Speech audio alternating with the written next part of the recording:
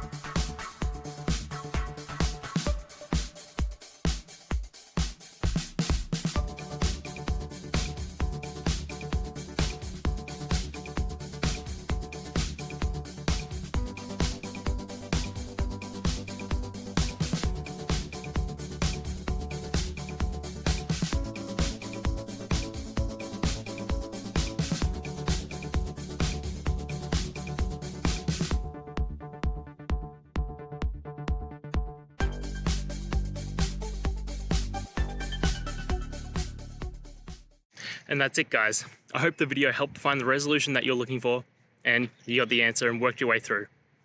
If it did, please hit subscribe. I'd really appreciate it.